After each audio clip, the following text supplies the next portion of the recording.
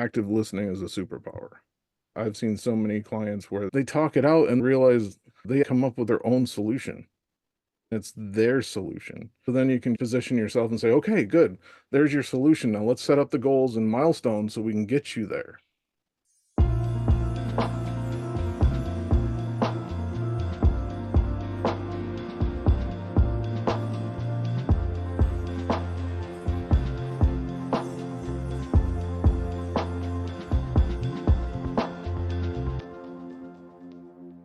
Well, hello and welcome back. It's Amanda, and this is the Amanda Kaufman Show. And we are going to continue our series on coaches that don't suck. Joining me today is Manna Doyle. And Manna, I am so happy to have you here. Hi, it's so good to be here. Thank you. Manna, why don't you take a few seconds and just give us a little bit of background on what kind of coaching you do, who you love to work with? Give us the scoop. My name's Manna Doyle. I'm founder of Evergrowth Dynamics. I do life and business coaching, and I like to focus on imposter syndrome because a lot of us are afflicted by it, and most of us don't even know it. It's mostly leaders, business owners like ourselves.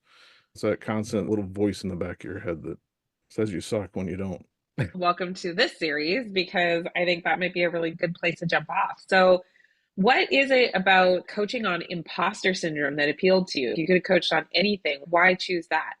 I've spent so much time in business in different industries and watching professional development videos, going through professional development courses, and it's all about improving different aspects of yourself as far as like the processes and getting more out of that process, but it doesn't really delve into that aspect when you're going to implement that process that is this really going to work?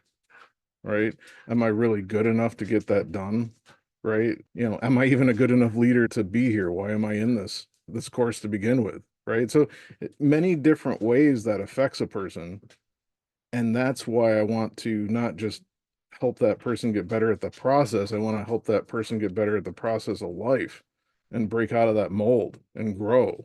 Love it. So, you're really focused on personal development as well. Maybe you're starting with the fact that they're a leader. That's where they're open to starting a relationship with you, but it sounds like it's a more general personal development conversation. Yeah, it because business and life, it's like this, right? And life could be Right. Yeah, crazy, it's so then integrated. businesses get a little crazy. So it all folds in. Yeah. Well, let's talk a little bit about imposter syndromes. What would you say? Like, you've probably seen a lot of your colleagues and fellow business owners struggle with this. What would you say are your top three tips when it comes to conquering imposter syndrome? So the first one is to really get to the point of realizing that whatever those feelings are, they're not real to begin with. Some of these feelings can be adult manifestations of childhood trauma or fear. It could be something that, like, Uncle Joe might have said something offhand and they didn't know that it was going to affect you, but because you're in those formative years, you've building your world, right? From that point forward, if it was a negative or if you took it as a negative, then you're building your whole path. Now I need to avoid that. Maybe that's avoiding success. Maybe that's you know, what's it called? Self-sabotage. And you don't even realize it. And that's the sad thing.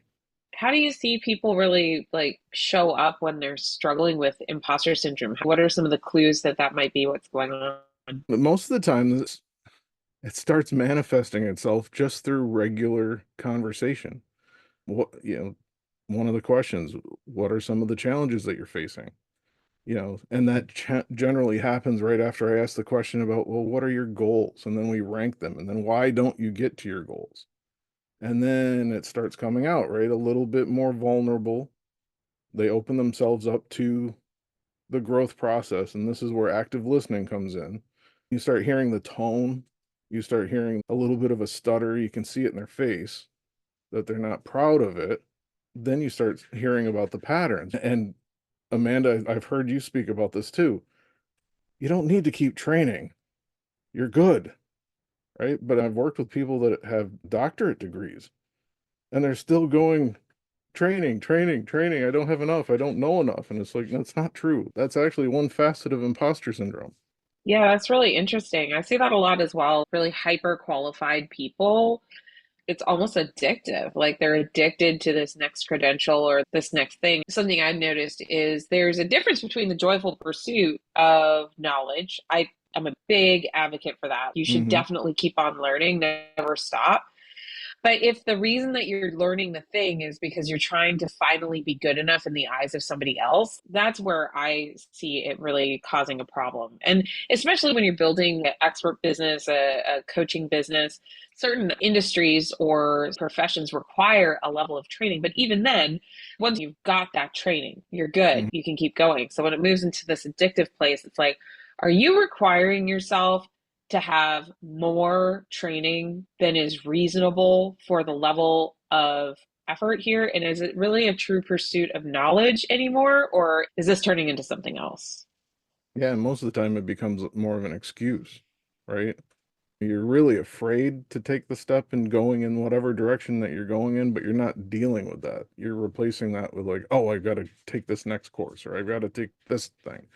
It's fascinating. It really is. I call that procrasta working, right? Because it's I like love it. you're procrastinating, but you justify it because you're just like, well, it's not that I'm delaying on the core task. It's that I'm working on this other task. And it's like, yeah, but is that the task that gives the utility towards what it is you want to accomplish? Mhm. So, Manna, let's pivot a little bit. What would you say is a top strategy that you like to recommend your clients do once they discover that imposter syndrome is showing up for them? What do you recommend? So the first I recommend after the initial fear monster raises its ugly head, I immediately encourage them, if they're not already journaling, let's journal. Let's get that flow out. I recommend handwriting. I had one client actually say to me, can I just type it into my iPad? I said, you've got to connect. The thought, the feeling has to flow through your arm and get onto the paper. Then it's out of you. It's always amazing to me how committed people can be to like, their ways. That's one that comes up a lot for me too. Journaling as a practice is super important. The first thing people usually say to me is, I hate my handwriting. I don't have any paper in my whole house. And it's like, look, you are so focused on keeping things the same way that even something so simple as writing on a piece of paper, Hmm. you put all your energy towards resisting that. How are you going to have any energy available for something like pursuing your bigger dreams? Yeah. They get so caught Yeah, up in the I can't. I can't because Yeah. And how do you help your clients figure out how to disrupt that pattern? so for me, it really depends on how big the I can't is. You know, Okay, I come from a manufacturing background, so when you hit a problem, you ask the five whys. Ask right. why, and by the fifth why, it's either valid or it's an illusion, and you've built it up and created a reality there that's not there. So I mean that's the to go back to challenges about journaling, where it's like, what if I don't have anything to write? Draw a picture. I don't Right. care what you have to do before you go to bed. I want you to empty your head, right? And just get it down. If it's good stuff, that's great. Celebrate it through writing. If it's bad stuff, get it out. If it's something that you haven't solved that day, put it on the paper because generally you'll have an answer in the morning. I mean, it is really a miraculous process. I remember long before I became a coach, I had experienced some of the worst depression in my entire life. On the road to healing, my doctor at the time said, Amanda, one night a week, let's call it a Tuesday, you're in bed by 9 p.m. no matter what. That was the first thing. And that honestly felt terrifying because I was so used to working late and always being available. But the second thing she said is, you need to brain dump every Hmm. night into a notebook and get it out of your head. I think that practice of getting things out of your head and onto paper in general, whether it's journaling or having a to do system or time blocking, most people are super resistant to that. Why do you think that is? I think honestly, it's a benefit and it's another trigger. Then it's Ooh, real, interesting. right? Oh, okay. Because you can't just have a squirrel moment and go, I'm not dealing with this, so I'm going to switch and distract. This is actually getting it down somewhere where you can reference it again. It can Something that's, stare if back it's at you. exact, a lot of people don't like to do what I call the deep dive. Deal with those uncomfortable things, deal with those situations. That might lead you into a path where it's not a coaching thing that you need, it might be therapy, but it's something that needs to be dealt with because it's holding you back from being that amazing you, that No, gift I to the love world, that. you know. That's so good. So I've been asking people in this series, what are three things that help a coach to not suck? What would you say are three really important things for a coach to do or be or know? Like, what would you say those three things are? One thing that would benefit a coach would be to be flexible. Not every client is going to be the same, right? That is true. Some are ahead of the curve, some are behind the curve, some put the cart before the horse, and then we have to back up and do some stuff. Not every client is going to follow your path, right? You've got a guideline, a way you handle things, but there's got to be some flexibility on where you start. Number two, active listening is a superpower. I've seen so many clients where they talk it out and realize they come up with their own solution. It's their solution. So then you can position yourself and say, okay, good. There's your solution. Now let's set up the goals and milestones so we can get you there. Right. Yeah. Um, so you go from leading to supporting. The third thing is to not be mechanic about it. Don't be a machine. Hi, I am your coach. This is the way we always do this. Bop, bop, bop, bop, bop. You know, I've been doing these podcast interviews. You're literally the third guest to say, don't be a robot. So those things where it's you're selling yourself, you're selling your personality, your empathy, your caring, your, structure that you put in place for those clients. It can't be a script where it's like, I am blah, blah, blah. How are you today?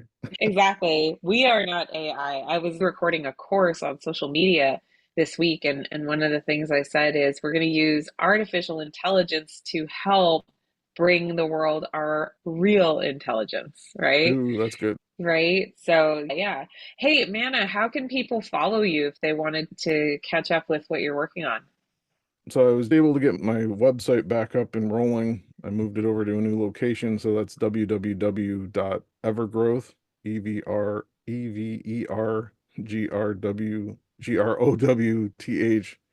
Dynamics.com. We'll link it in the show notes. And you can always find me on Facebook at Manna Doyle. Send me a request and I'll get you connected into groups and my business page. Love it. Awesome. Well, Manna, thank you so much for joining us today. Perfect. Well, listener, thank you so much for joining us. And don't forget to leave a review and subscribe so that you get our next episode.